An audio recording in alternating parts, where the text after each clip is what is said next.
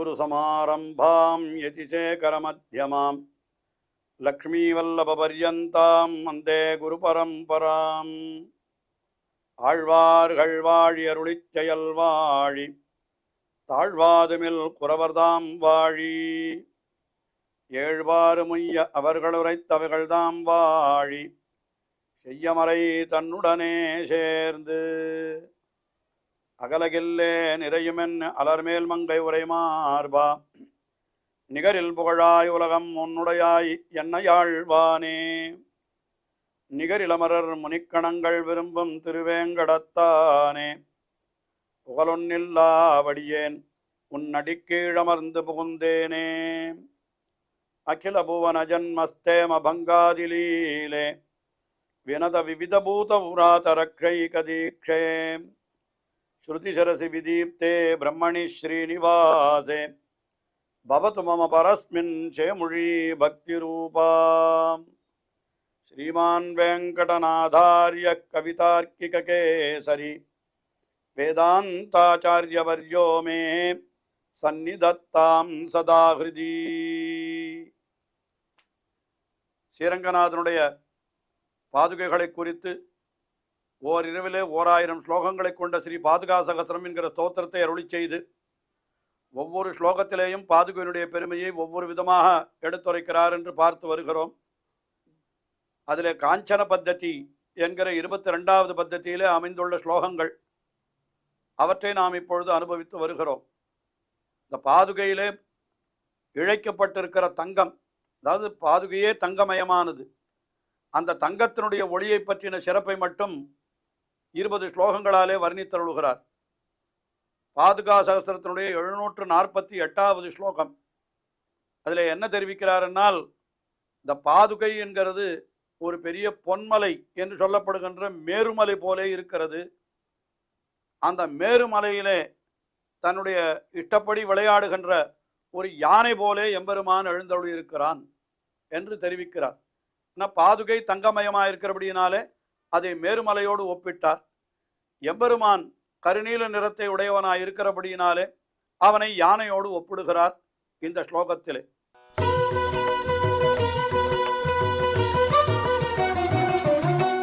தாராசங்க பிரதித விபவாம் sir ஜாம்பூனதாபாம் त्वामारूढस्त्रिदशमहितां पादुके रङ्गनाथः सञ्चारिण्यां सुरशिखरिणः तस्तुषा मेघलायां दत्ते मत्तद्विरतपतिना சாமியகக்ஷமாம் சமீக்ஷாம்.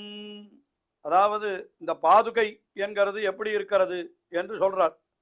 தாராசங்க பிரதித விபவாம், அதுக்கு 2-3 அர்த்தங்கள் சொல்லலாம். இந்த இடத்துல தாரம், தாரம் என்னால் மந்திரம், அந்த மந்திரம் என்னால் பிரணவம், அதனுடைய பிரதித விபவாம் என்னால் அந்த பிரணவத்தினுடைய ஒரு விஷயத்திலே தெரிவிக்கப்படுகிறவன் என்று அப்படி எம்பெருமான சொல்லலாம். அல்லது இந்த யானை என்று சொன்னால் யானைக்கும் எம்பெருமானுக்கும் ஸ்லேஷம் இந்த இடத்துல. அது யானை எப்படி இருக்கிறதுன்னா நிறைய முத்துக்களோடு கூடியதாய் இருக்கிறது என்று அதை சொல்றார். அது யானையினுடைய தந்தத்திலே முத்துக்கள் இருக்கும் என்று சொல்லுவது உண்டு. அப்புறம் சாரு ஜாம்பூனதாபாம் என்னால் மேருமலை எப்படி இருக்கும் என்னால் பொன்மலையாக இருக்கும். இங்க பாதுகை எப்படி இருக்கிறது, நல்ல பொன்னுடைய வர்ணத்தை உடையதாக இருக்கிறது. துவாமாரு உடகா, இந்த ஜாம்பூனதாபாம் துவாம் ஆரூடகா, அந்த எம்பெருமான் இருக்கிறானே அவன் இந்த பாதுகையிலே அப்படி ஏறி இருக்கிறான், எழுந்தருளி இருக்கிறான். அது திரிதசமகிதாம் பாதுகே நஹே பாதுகே ரங்கநாதன் அவன் எப்படி இருக்கிறான்னு கேட்டான். சஞ்சாரிண்யாம் சுரசிகரிணா என்று அந்த எங்க திரிகிறான்னால் அந்த மேருமலையினுடைய அதன் உச்சியிலே, மேருமனுடைய பர்வதத்தினுடைய தாழ்வரையிலே அந்த யானை அப்படி உலாவுகிறதாம். அதை சொல்லுகிறார் இந்த இடத்துல. என்ன சொல்றான, சஞ்சாரிண்யாம் சுரசிகரிணா தஸ்துஷா மேகலாயாம், அந்த மேருமலையினுடைய தாழ்வர்களிலே அது திரிகிறது. எது?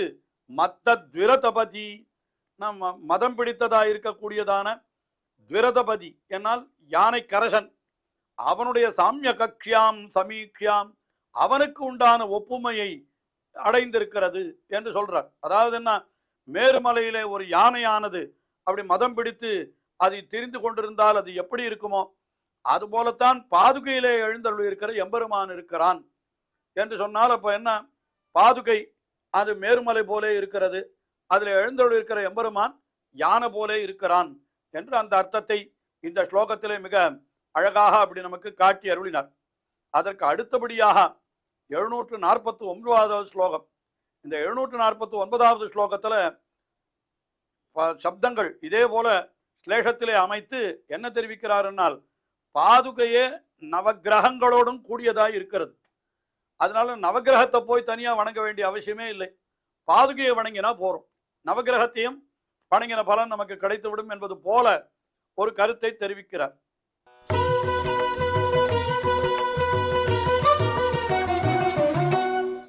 கனகருச்சிரா காவ்யாக்கியாதா சனைச்சரணோசிதா ஸ்ருத குருபுதா பாஸ்வத்ரூபா த்விஜாதிபசேவிதா விஹித விபவா நித்யம் விஷ்ணோஹ பதே மணிபாதுகே த்வமசி மகதி விஸ்வேஷான்னஹ சுபா கிரகமண்டலி.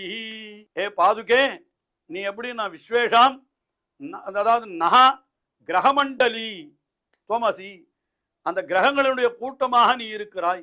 9 கிரகங்கள், அப்படியே பாதுகையே 9 கிரகங்களா இருக்கிறதா. எப்படின்னு கேட்டா முதல்ல சொல்றாரு பாருங்க, கனகருச்சிரா. கனகருச்சிரான்னா தங்கத்தினுடைய பிரகாசம் இருக்கிறது.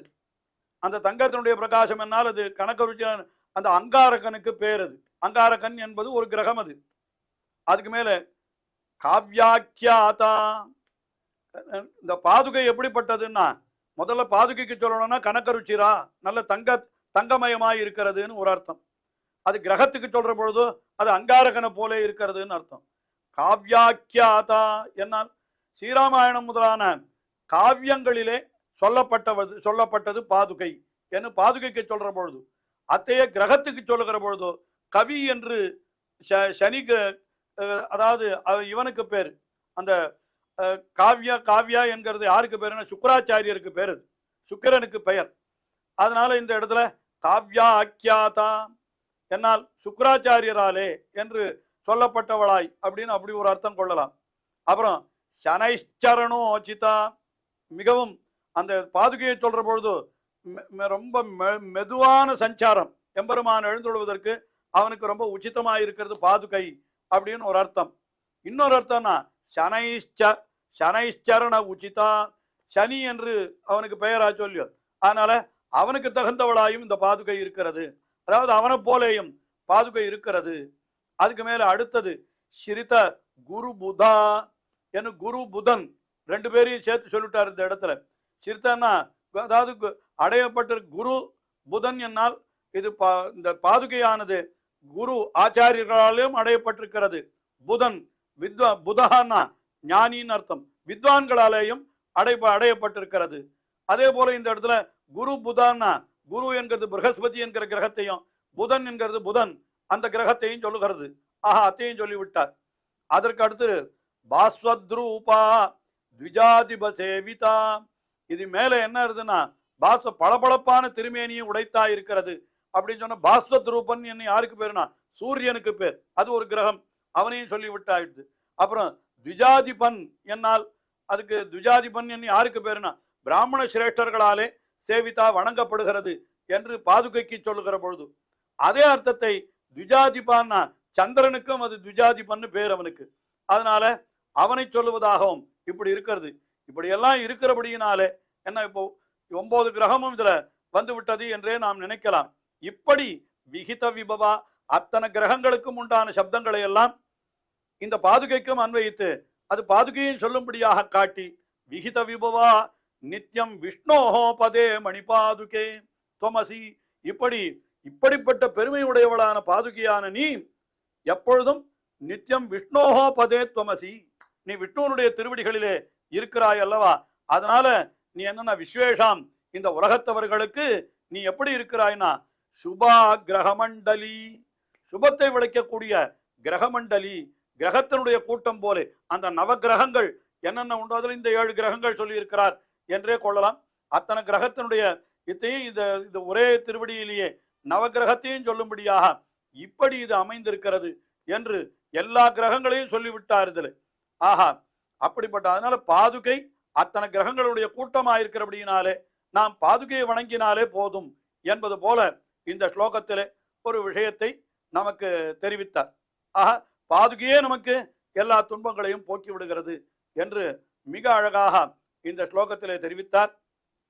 அடுத்தபடியாக 750வது ஸ்லோகம். இந்த ஸ்லோகமானது இந்த காஞ்சன பத்ததி என்கிற பத்ததியினுடைய நிறைவு ஸ்லோகம். இந்த 20 ஸ்லோகங்கள் இத்தாலே அந்த பாதுகையிலே இழைக்கப்பட்டிருக்கிற, அதாவது தங்கமயமான பாதுகை ஆகையினாலே அந்த பாதுகையினுடைய தங்கத்தை பற்றி மட்டுமே, தங்கத்தினுடைய ஒளியை பற்றி மட்டுமே இப்படி 20 ஸ்லோகங்களை அருளி செய்தார். அதில் இது 20வது ஸ்லோகம். பாதுகா சகஸ்ரத்திலே 750வது ஸ்லோகம்.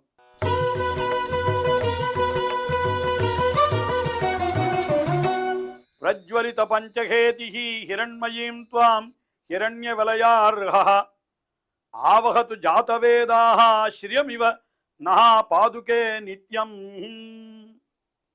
இந்த ஸ்லோகத்திலே அந்த பாதுகையை அக்னியாக வைத்து, அக்னிக்கும் பாதுகைக்கும் ஸ்லேஷம் என்றே சொல்லலாம். அதாவது ஒருத்தனுக்கு நிறைய செல்வம் வேணுமானால் அவன் எங்கே அடையலாம்னு கேட்டா அது சாஸ்திரமே சொல்லுகிறது. என்ன சொல்லுகிறதுன்னா, ஐஸ்வர்யம் இச்சேத் ஹுதாசனாத், ஹுதாசனன் இடத்திலிருந்து தான் ஒருத்தன் ஐஸ்வர்யத்தை பெற வேண்டும் என்று. அது ஆரோக்கியம் பாஸ்கராதிச்சேத் ஐஸ்வர்யம் இச்சேத் ஹுதாசனாத். ஆரோக்கியம் வேணுமானால் சூரியனிடத்திலே கேட்க வேண்டும், செல்வம் வேண்டுமானால் அக்னி தேவனை உபாசிக்க வேண்டும் என்று அது பிரமாணம் சொல்லுகிறது. அதனால இந்த ஸ்லோகத்தில் என்ன பண்ணுகிறார்னா, பாதுகையே அக்னியாக சொல்லுகிறார். இந்த பாதுகை அது எப்படி இருக்கிறது என்று பார்த்தால் சொல்லுகிறார் பாருங்கள். எம்பெருமான் என்ன பிரஜ்வலித பஞ்சகேதிஹி என்னால் அது என்னன்னா நன்றாக பிரகாசிக்கிறது. பிரஜ்வலித்தன்னா பிரகாசித்து கொண்டிருக்கிற, அது என்ன ஆகுதுன்னா பஞ்சகேதிஹி என்னால் அக்னிக்கு சொல்ற பொழுது 5 ஜுவாலைகளை உடையதா இருக்கிறது. அந்த அக்னிக்கு பஞ்சகேத்தின்னு ஒரு பேர் உண்டு, 5 ஜுவாலைகள் உண்டு. ஆனால் இங்க என்னன்னாக்கா எம்பெருமானுக்கு 5 ஆயுதங்கள் உண்டு, இல்லை பஞ்சாயுதங்கள், பஞ்சகேதிகி. அதனால எம்பெருமானையும் சொல்லுவதாக அப்படி கொள்ளலாம். அதுக்கு மேல ஹிரண்ய விலையாரியா அப்படின்னா என்ன அர்த்தம்? ஹிரண்ய விலையாரிகையான இரண்யனை அழிப்பதற்கு தகுதியானதாய் இருக்கிறது அப்படின்னு ஒரு அர்த்தம். இது எப்படின்னா எம்பெருமான் இரண்யனை அழிப்பவனாய் இருக்கிறான் என்ன, அது ஒரு அர்த்தம். இங்க அக்னிக்கு சொல்லுகிற பொழுது ஹிரண்யம் என்னால் தங்கம், அப்ப தங்கத்தை உருக்க தகுந்ததாய் இருக்கிறது. ஹிரண்ய விலையார்கா, தங்கத்தையும் கூட உருக்கி விடுவதாய் இருக்கக்கூடியது அக்னி. அப்படி இருக்கக்கூடிய ஜாதவேதாகா, ஜாதவேதாகான்றதுக்கு 2 அர்த்தம். என்னன்னா பகவான் ஸ்ரீமன் நாராயணனையும் ஜாதவேதாகான்னு சொல்லலாம், இல்லைன்னா அதாவது வேதத்தாலே அறியப்படுபவன். இன்னொரு அர்த்தம் என்னன்னு கேட்டா ஜாதவேதாகா அக்னி தேவனுக்கும் ஜாதவேதஸ் என்று பெயர். அப்ப இந்த அக்னி பகவான் 2 பேருக்கும் ஸ்லேஷமாக வைத்து இந்த ஸ்லோகத்திலே இப்படி சொன்னார். என்னன்னா அக்னி பிரஜ்வலித பஞ்சகேதி, நன்றாக பிரகாசிக்கின்ற 5 ஜோதிகளை, அந்த ஜுவலனங்களை உடையது அக்னி. அதே போல எம்பெருமான் பஞ்சாயுதங்களோடு பிரகாசிக்கிறவன். அதுக்கு மேல ஹிரண்ய விலையாருகா என்ன, இரண்யனை அழிப்பவன், தங்கத்தை உருக்குகிறது என்று இப்படி எல்லாம் சொன்னார். இப்படிப்பட்ட ஜாதவேதாக அது என்ன பண்ணணும்னு கேட்டா, அப்படிப்பட்ட எம்பெருமான் நமக்கு என்ன பண்ண வேண்டும் என்னால் இரண்மயீம் ஸ்ரீயம், இரண்மயீம் ஸ்ரீயம் என்னால் தங்கத்தாலே நிரம்பி இருக்கிற ஒரு சொத்து, அதை எங்களுக்கு எப்பொழுதும் கொடுக்க வேண்டும். இரண்மயீம் தங்கமயமாயிருக்கிற துவாம் நஹா நித்தியம் ஆவகது அப்படின்னா நமக்கு தங்கத்தை கொடுக்கட்டும். அந்த எம்பெருமான் நமக்கு தங்கத்தை கொடுக்கட்டும்னு என்ன அர்த்தம்? அதாவது அக்னி தங்கத்தை கொடுக்கும், நமக்கு செல்வத்தை கொடுக்கும். இங்க அக்னிக்கு போல பகவானை சொல்லி அந்த பகவான் தங்கமயமாயிருக்கிற பாதுகையான உன்னை எங்களுக்கு எப்பொழுதும் கொடுக்கட்டும் என்று இப்படியாக இந்த காஞ்சன பத்ததியை நிறைவு செய்தார். அடுத்தபடியாக இன்னொரு பத்ததி தொடங்குகிறது, தொடர்ந்து அனுபவிப்போம். ஸ்ரீயக்காந்தாய கல்யாண நிதயே நிதயேர்த்தினாம் ஸ்ரீவேங்கட நிவாசாய ஸ்ரீனிவாசாய மங்களம். ஸ்ரீமத் சுந்தர ஜாமாதர் முனிமானசவாசினே சர்வலோக நிவாசாய ஸ்ரீனிவாசாய மங்களம்.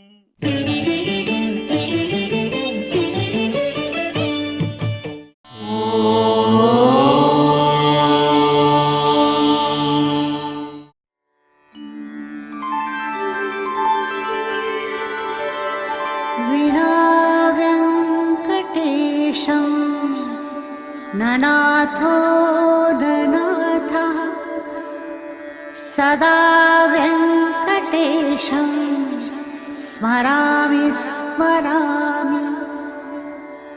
हरे वेङ्कटेश प्रसीद प्रसीद। प्रियं वेङ्कटेश प्रयच्छ प्रयच्छ।